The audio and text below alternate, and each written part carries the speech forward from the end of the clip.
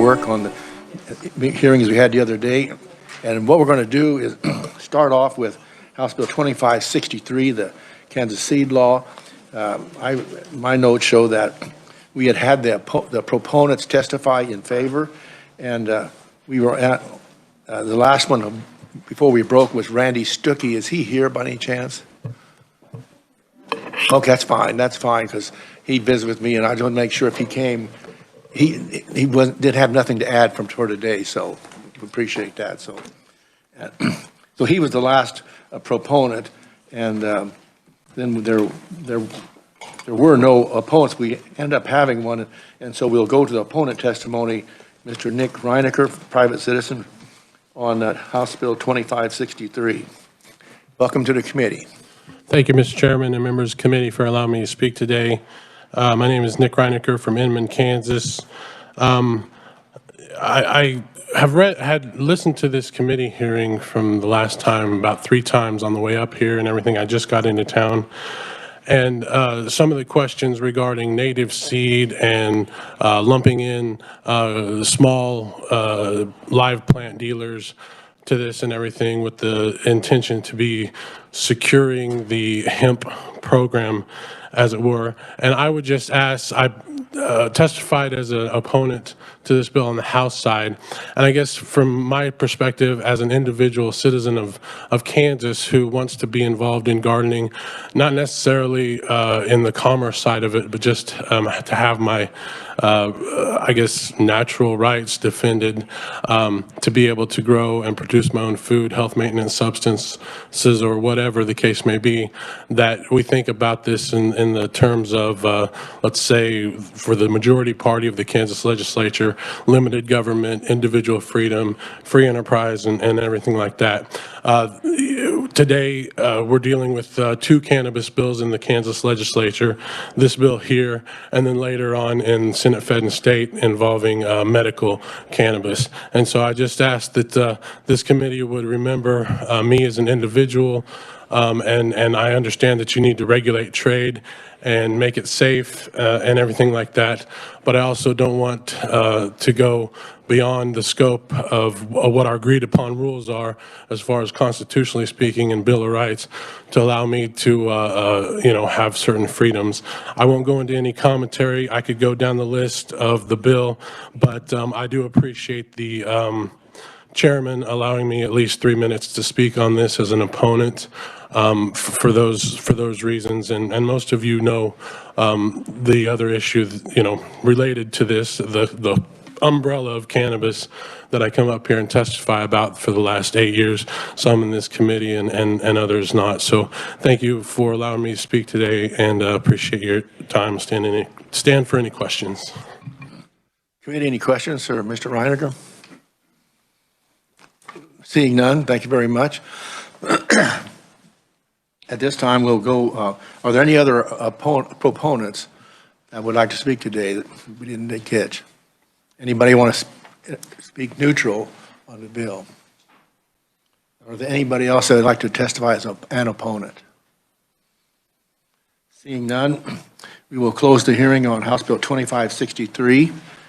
And the next item of business is final action on House Bill 2563. Senator Dahl. Thank you. Could we have the revisor? I've slept a few days since we've done 2563. Can we get a little brief on that? No problem. Thank you. Revisor Tamara. Brief.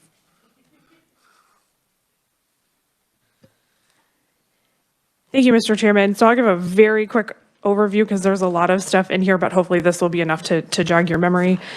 This bill would create a new law regarding industrial hemp testing services and seed treated with an irritating or poisonous substance.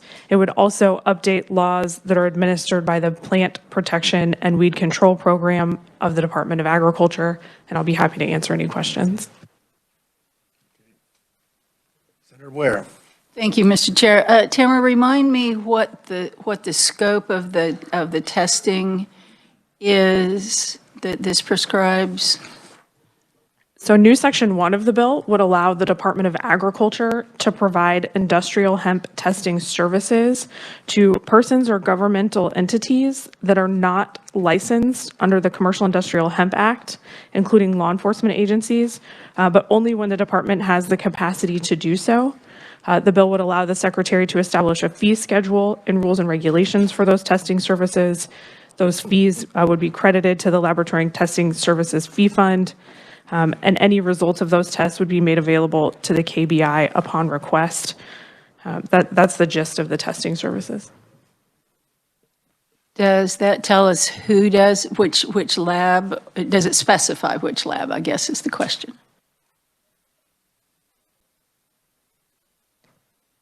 It doesn't specify a particular lab, it just says that the testing would be done by the Department of Agriculture. Senator Francisco. Thank you, Mr. Chair. I know that there were also questions from the committee about the fees for live plant dealers.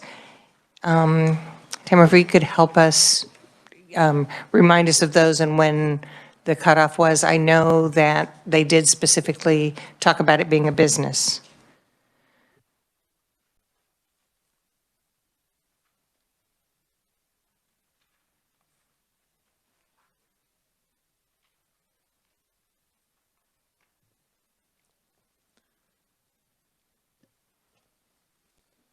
Okay, so first I'm going to refresh your memory on the definition of a live plant dealer.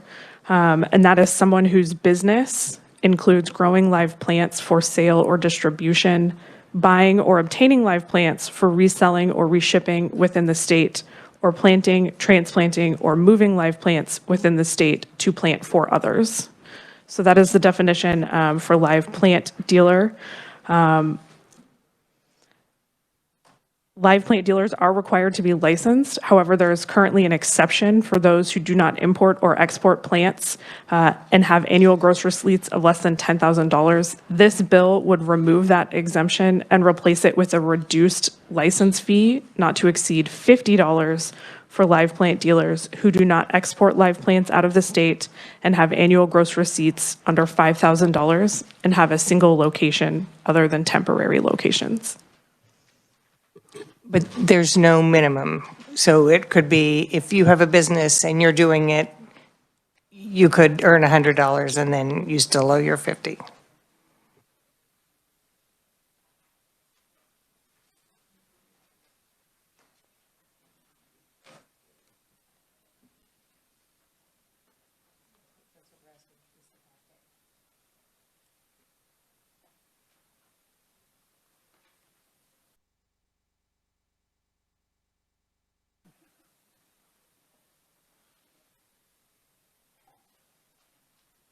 Is there anybody in the audience that want to take a stab at that question? Come on forward, please. Thank you, Mr. Chairman. I'm Jeff Vogel with the Plant Protection Weed Control Program at the Kansas Department of Agriculture. Could you please repeat your question? Thank you. I was asking, if they would have to apply for this if they have annual gross receipts under 5,000. So that could mean if they had annual gross receipts under 500, they would still need to apply for this license or register. So I'll explain it by, thank you, Mr. Chairman, and I'll explain it by explaining what currently is happening. Is currently with even the exemption, individuals who are engaged in business would, and that are live plant dealers for every location that they're selling or growing would apply for the exemption. And what this is being changed to is lowering that exemption amount, which would be turned into a reduced fee license, to $5,000. And if you do not export plants, allowing importation, especially if this would be beneficial to individuals who are near state borders. But we still, and our plan is in rule and regulation to establish that fee at $30 per reduced fee license. And I believe that, and again, I guess as long as it's one location too, I forgot to clarify that initially. Thank you. Thank you. Do you have another question? I do not. Senator Fagg. Thank you, Mr. Chairman. Is there a fiscal note on this at all? What the cost is? While we're looking, question number 2, I was wondering what the vote was over on the House side on this.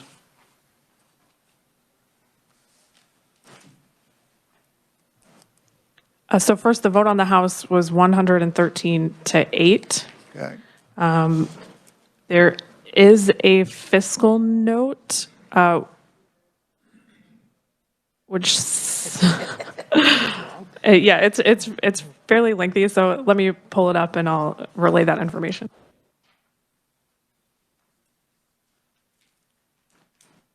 Senator McGinn. Sorry, I came in on that last comment. On page 18, on the $5,000, has annual gross receipts of under $5,000. Is there a problem raising that to $20,000? Who was the gentleman that was up here?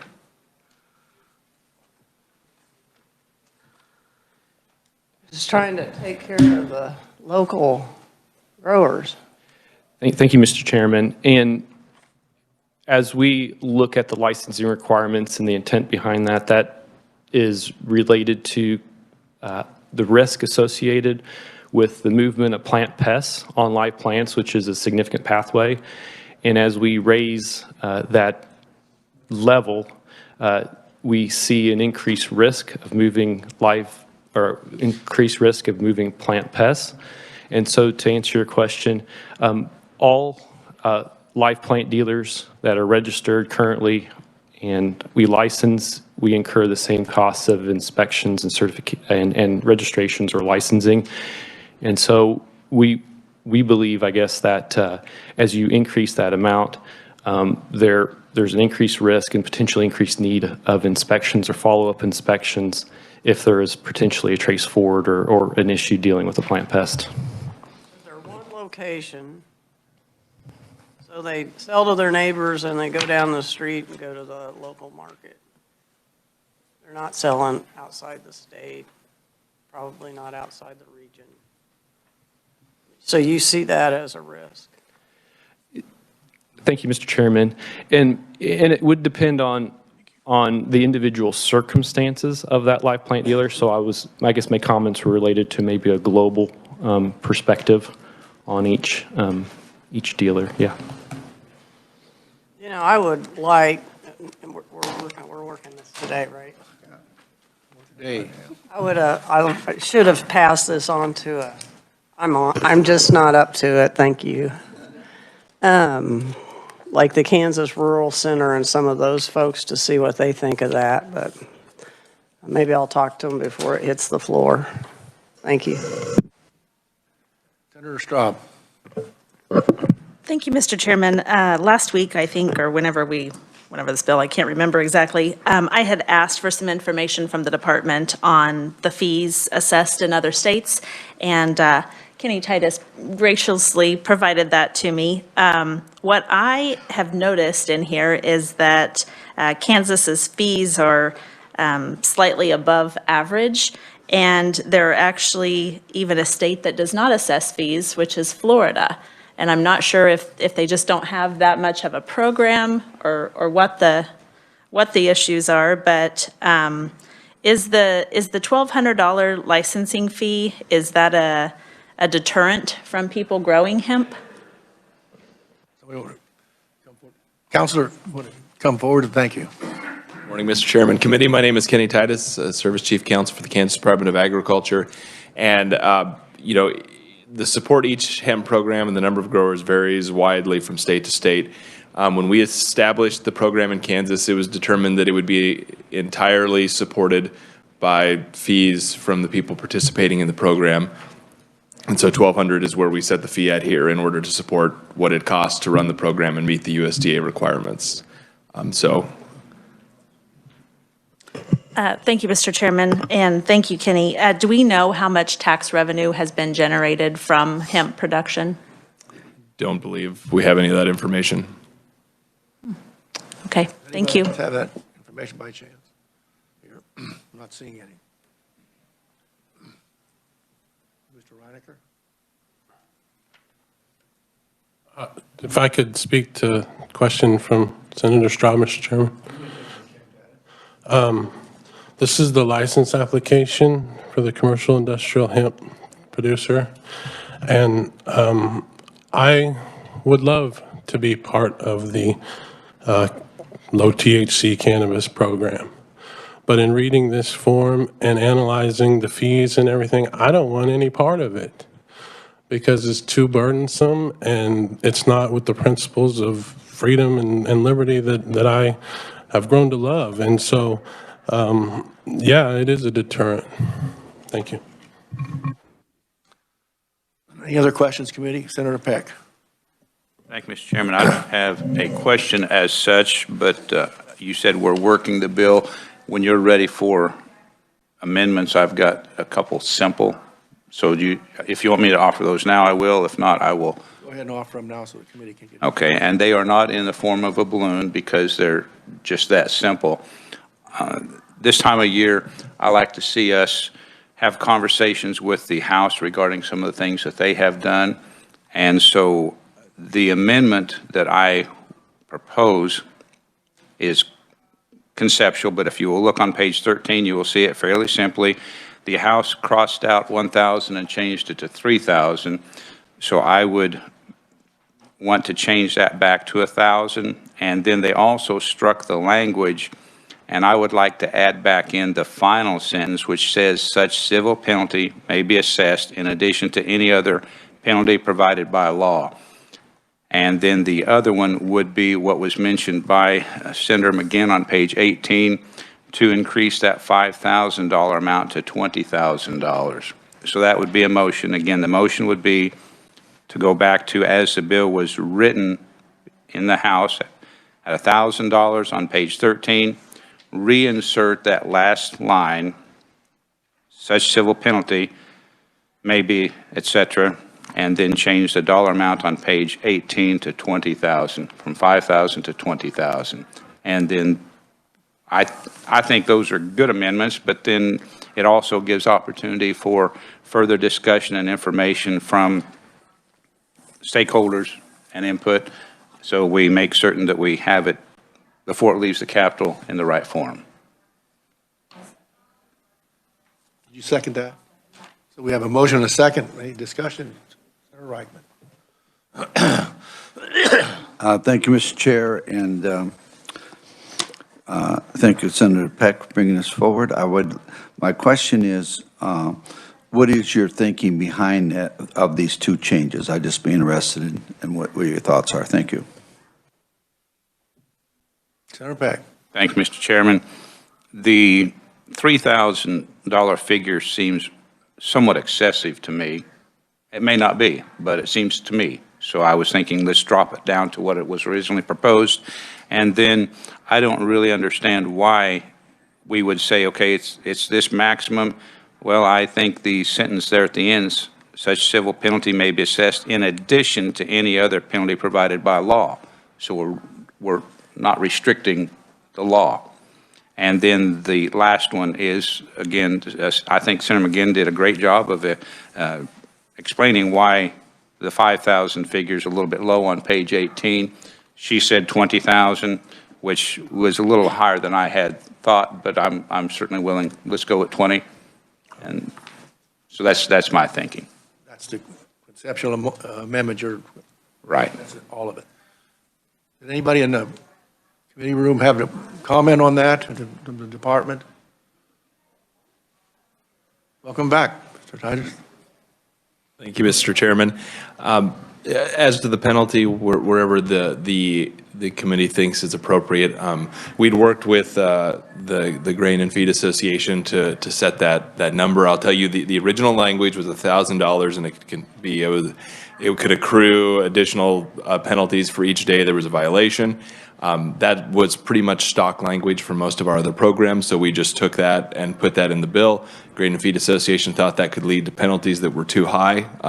Granted, we almost never in any of our programs do daily penalties, but we understood their concern. The $3,000 was just a way to ensure there was enough of a penalty to be a deterrence without it being a cost of business decision to violate the law. But the important thing is to establish that authority so that there's something there besides having to go to a county attorney. So wherever the legislature thinks that's appropriate, I think we can live with the penalty piece. The only thing I would caution is, as Mr. Vogel explained, on raising the exemption amount. Many of those facilities would still need inspections in order to make sure they aren't spreading plant pests. So absent additional funding, it would increase the workload without funding, or it would take away funding from facilities that are currently inspected and most likely would need to continue to be inspected. We could have a discussion, I think, about, or we could get better information about where that line ought to be drawn and why we went down to 5,000. But I would urge some caution in going all the way up to 20,000. Okay. Any other questions? Senator McGinn. So Kenny, what's the approximate amount when you do inspections that you have this problem? Like you said, you have to catch, pests and other things on the seed. I mean, do you have a serious problem in this area? As in plant pest spreading, I think it's fairly well controlled at this time. I'd like to accredit some of that to our inspection program, but. Well, And I can bring up Mr. Vogel to talk about specifics. You must have a problem.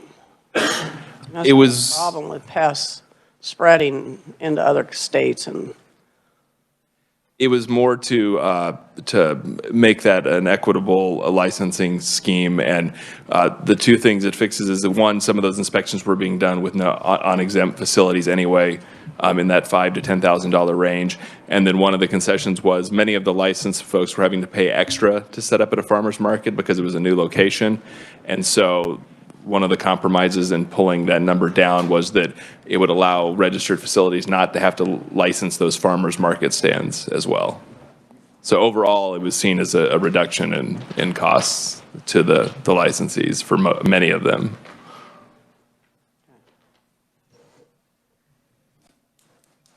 Any other questions, committee? Senator Reichman. Thank you, Mr. Chairman. With the maker of the motion, would you consider moving the 20,000 back to 10,000? Would that be something you could live with? Thank you. Senator Peck. Thank you, Mr. Chairman. Yes, that was my original thought. Again, just trying to accommodate Senator McGinn's dollar amount, but it's up to the will of the committee if that's preferable. And I'm sort of doing this for Senator McGinn, but what about the rest of us? So I'm certainly flexible on that. 10 would be acceptable to me for certain. All right, committee, any other questions? We're ready to vote on the amendment. What we're going to propose, amended by Senator Peck, has now been changed by, what's?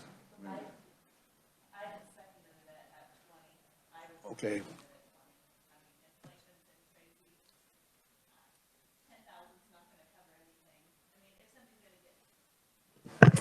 Thank you, Mr. Chairman.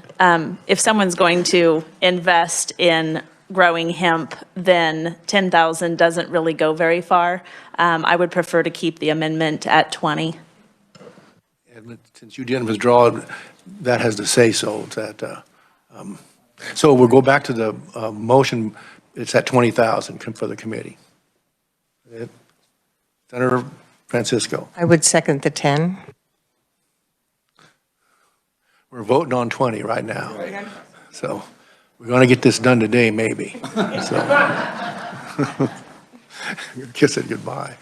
So anyway, all right, you know what the motion, understand what the motion is? As it was stated by Senator Peck, at 20,000 for the amount to be taken up. So all in favor, signify by saying aye. Opposed, no? No. Chair is in doubt. All in favor, raise your hand. 1, 2, 4. All opposed? Ayes have it.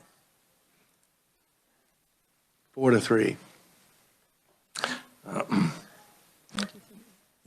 didn't vote.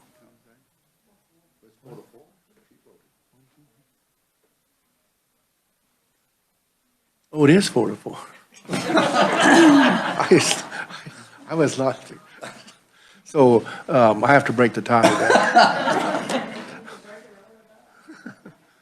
there. I'll support the amendment as it was originally done. So amendment passed. Senator Francisco have something? I would make a second amendment to reduce the fee to 10,000. This is not a fee on hemp. This is a fee on growing live plants.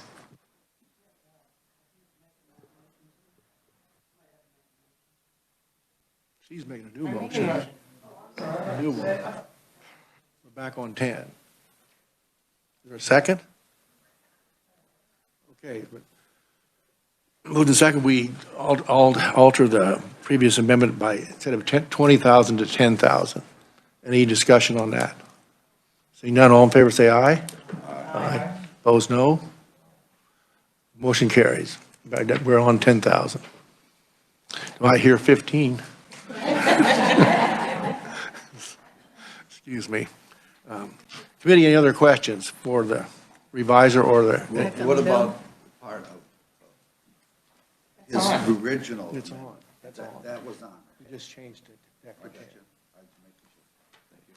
Reviser's got that down, so everybody can see it. Okay, good. Any other questions, or Senator Ware? Thank you, Mr. Chair. This is a question about the underlying bill. Is that in order? Okay. I'm wondering, as I read this, there's a term in here that I didn't see defined, and so maybe it's a Tamara question. What is free THC?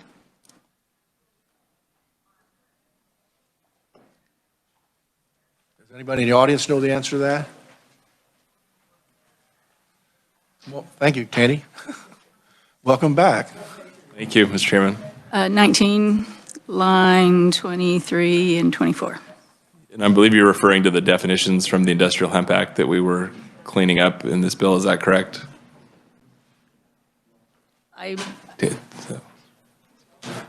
Yeah. So free THC was the original definition of how Delta 9 was written out. That actually came in the very first version of the research version of the program.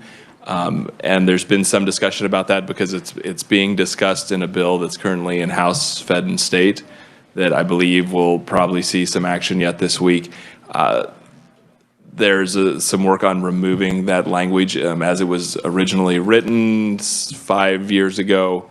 It's not necessarily a critical part of the definition anymore. So it was just as a phrase used to make sure total THC measurement was captured, but that's not really how the nomenclature has developed since then. So if that answers your question. Okay, there were a couple other things that I was a little bit confused, concerned about. When we're talking about various cannabinoids, where it looks like we're smushing them all together rather than keeping them separate. I'm wondering why we would want to do that, because each one is very distinct, has very different uses, different ways of obtaining them out of the plant. I could only say we didn't draft, as the department, we didn't draft that initial definition that was developed by someone not in the Department of Agriculture, but with the recent Attorney General opinion. The interpretation is that whatever sort of Delta 9, Delta 8, or isomer you're measuring, It's all limited to a total amount of 0.3 THC. And other than that, I would just say our intent with this bill was to clean up some pieces of the Hemp Act because our plant program manages them.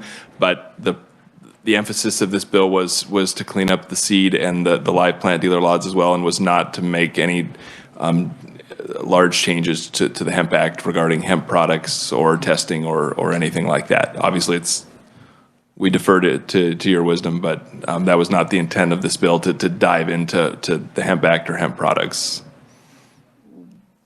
But it looks like these words have and will have a huge impact on many, thousands and thousands of businesses, customers, employees across the state when we make this change in an existing industry.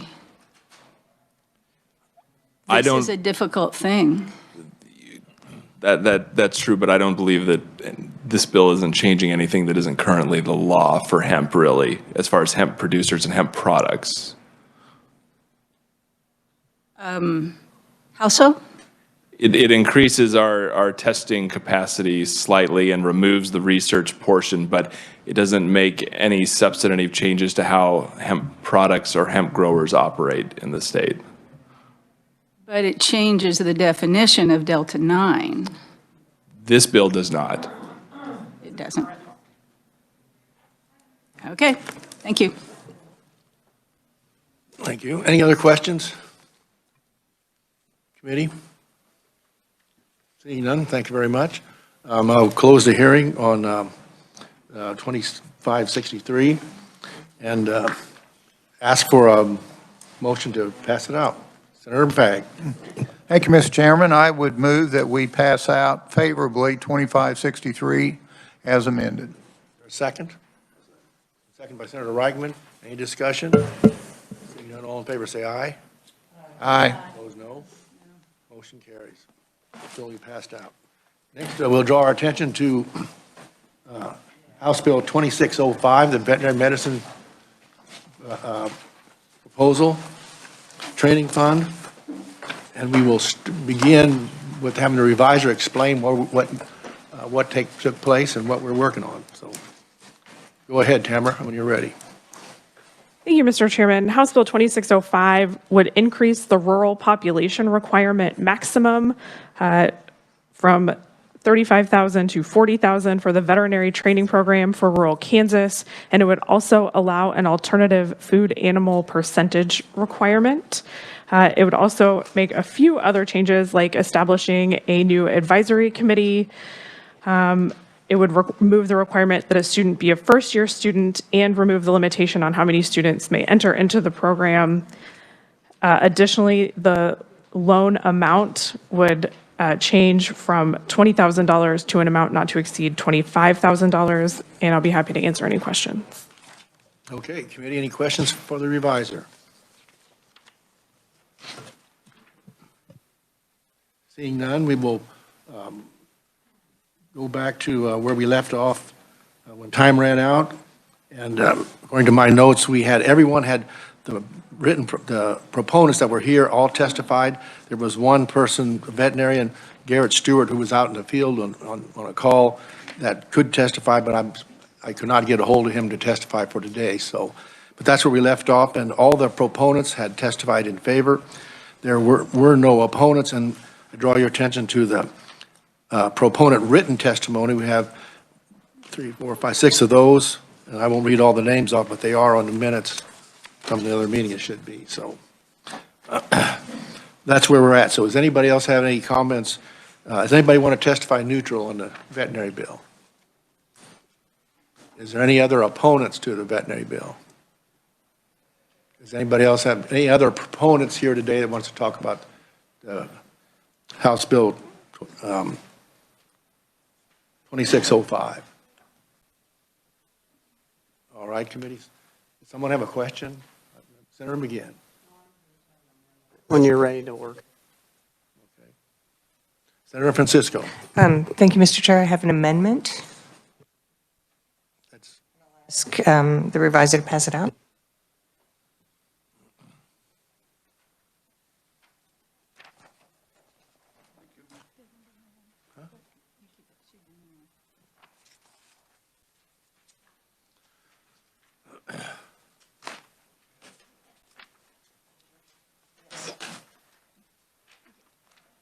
wish to explain the amendment, Senator? Everybody got one? Committee? Good. Do you want to?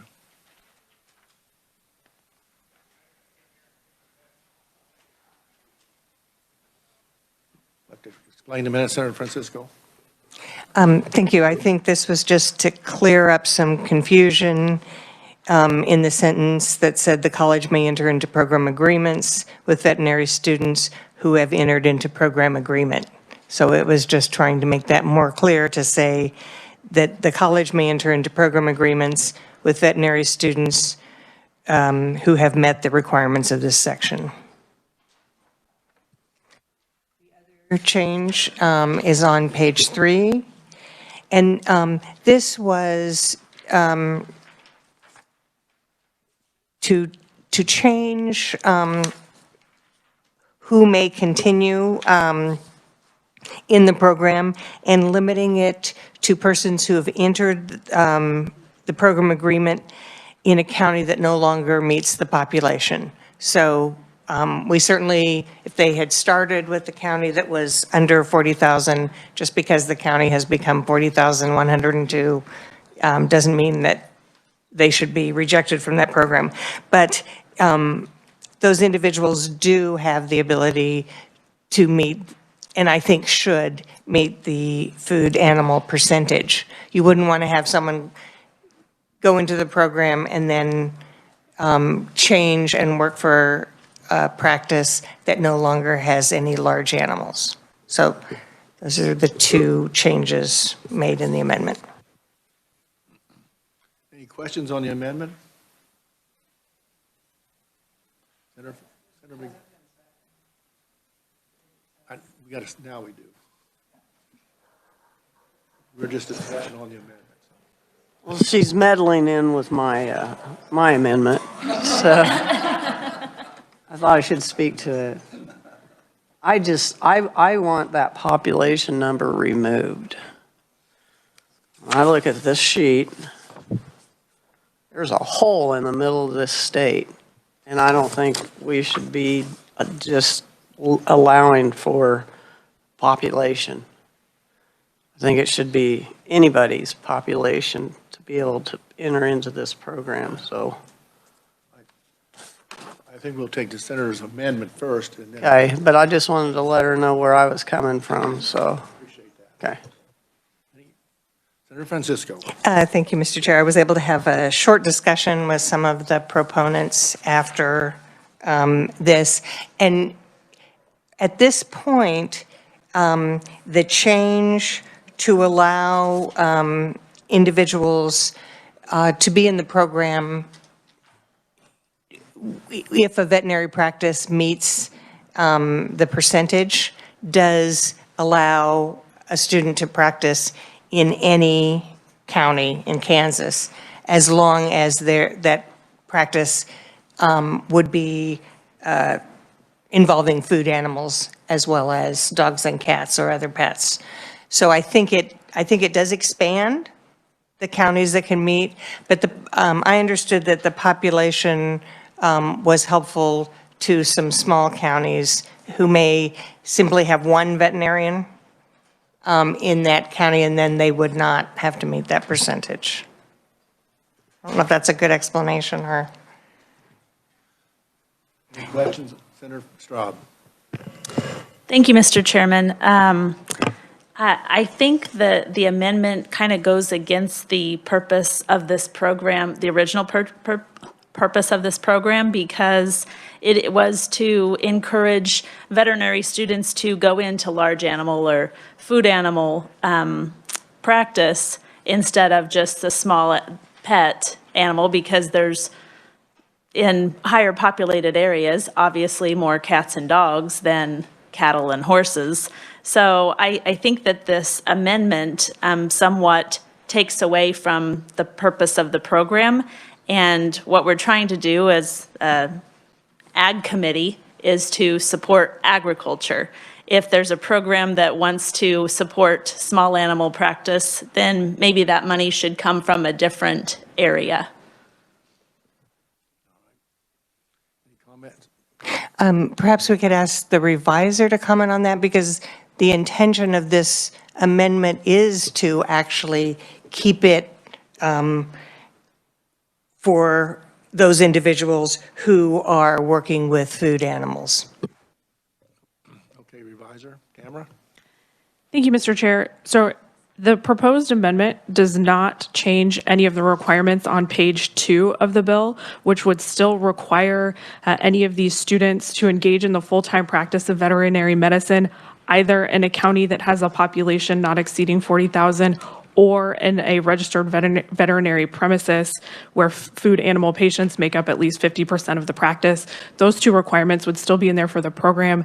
The amendment is simply addressing afterward if the student, either the practice that the student was working in either changes the percentage of food animal requirement or they move to a different practice and that food animal percentage requirement is no longer met. So this is only removing it for later when the student is actually in practice. Made that worse, but. Senator Straub. Thank you, Mr. Chairman. So let me just make sure I'm understanding this correctly. If the graduated student starts out in a practice that meets the food animal requirement and meets the population requirement, but then later on, that same practice comes out of those requirements of the 50% food animal or the population, they can still stay or remain in that same practice? Or does this allow them to transfer from a practice that meets both of those requirements to a facility that doesn't meet both of those requirements, but just one of them? So the underlying bill and the amendment, you have to meet one of those requirements, not both. What the amendment is doing is if a county population changes after a student agrees to work in that county, the student's agreement will not be affected. And that does not change with this amendment. What the amendment does, though, do is if the food animal percentage changes, then they would no longer be in compliant with their agreement. All right. Senator Francisco. Thank you, Mr. Chair. I had been concerned that I think the way it had been written, a student could start off in a practice that met the requirement and then move to a practice that was only small animals or pets and continue to qualify for the program. And I don't think that in any way is the intention.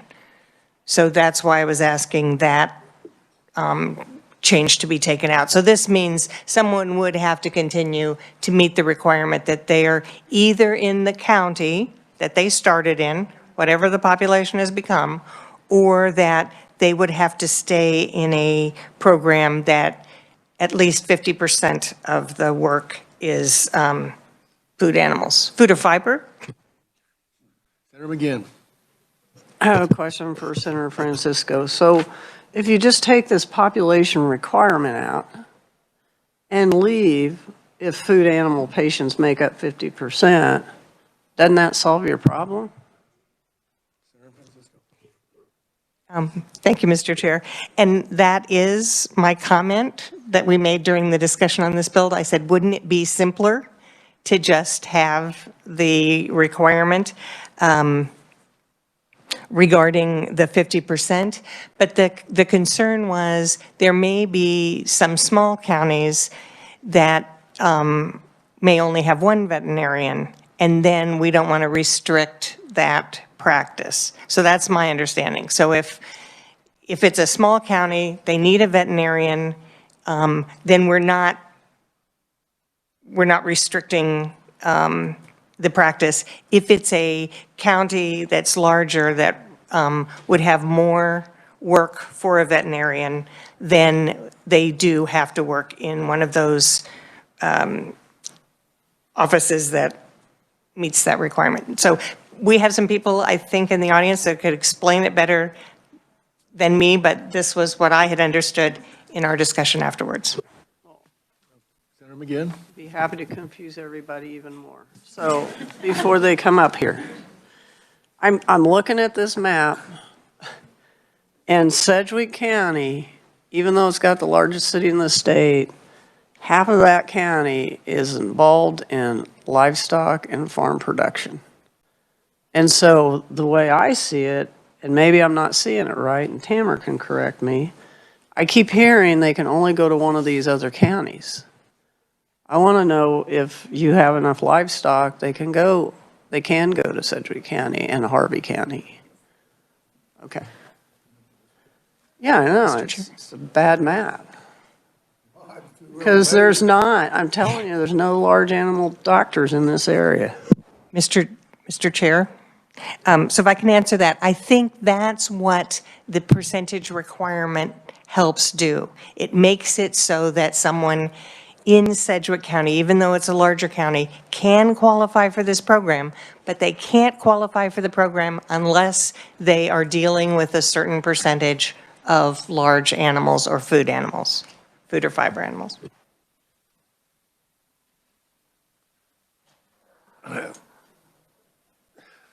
Senator Fagg. Thank you, Mr. Chairman. This was put out by K-State, and she says this is a bad map. Does that, anybody agree with that?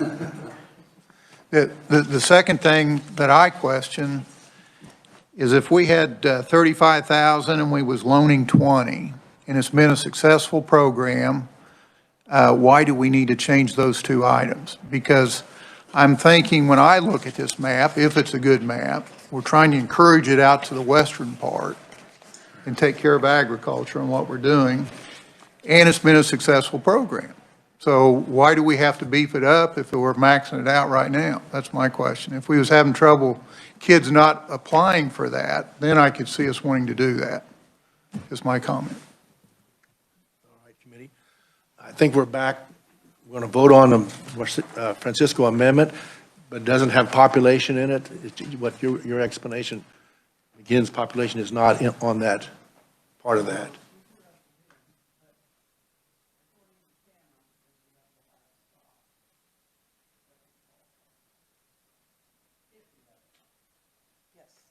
Only if we have. Okay. All right, everybody. Senator Peck. Thank you, Mr. Chairman. I will be very brief. I support the amendment because I believe it addresses all the concerns that had been expressed this morning. And so it may be a little bit confusing, but when it has the word or, a population or this percentage of large animals. So it would take in any county in the state if that practice is meeting that 50% or greater. And again, the amendment just says that if your population increases, you're still in the program. But if your practice goes below the 50% for large animals, you're going to have to go to another practice or increase your percentage or get out of the program. Thank you for that explanation. Very much. Ready to vote? All in favor of the amendment, Francisco amendment, signify by saying aye. Aye. Opposed, no. Ayes have it. That amendment passes.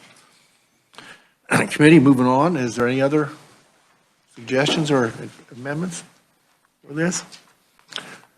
Senator McGinn, do you want to ask for something? Okay. And we're all good.